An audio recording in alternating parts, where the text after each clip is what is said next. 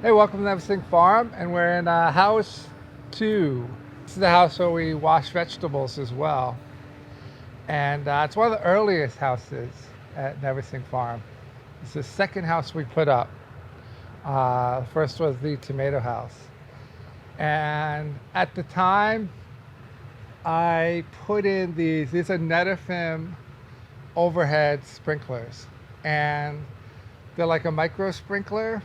You put one in every 4 feet, right? So for a 100-foot house, that's 25 per side, so 50. So 25 on that side, 25 on that side, 50 sprinklers.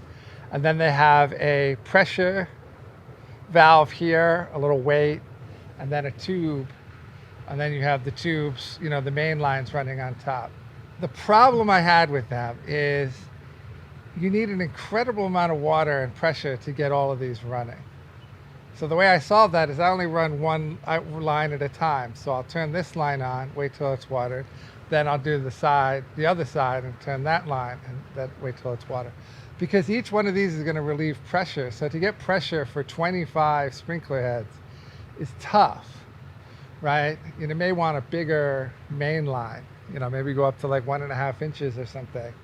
Also, because there's 25 of them here, 25 here, 50 of them, it's a lot more likely that one of them's going to get a little clogged or get stuck.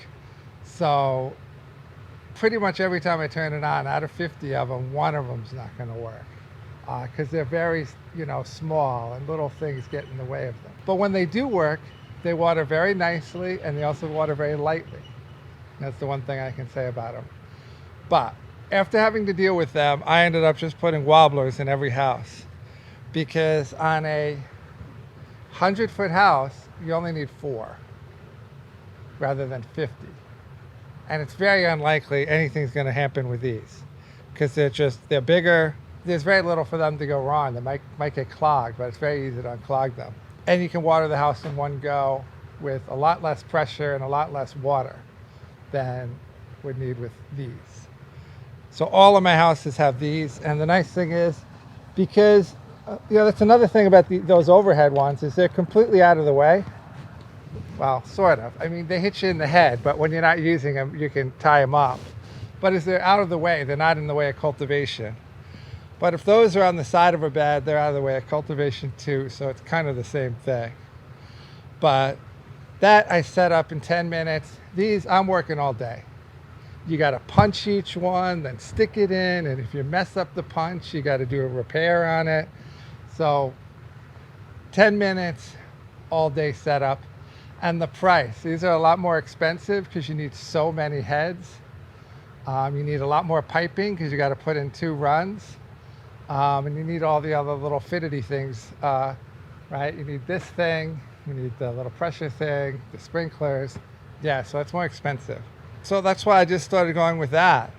But inside, I do both wobbler and drip. So I can put the drip on a timer, and then I can water transplants in and direct seeded stuff in with the wobbler.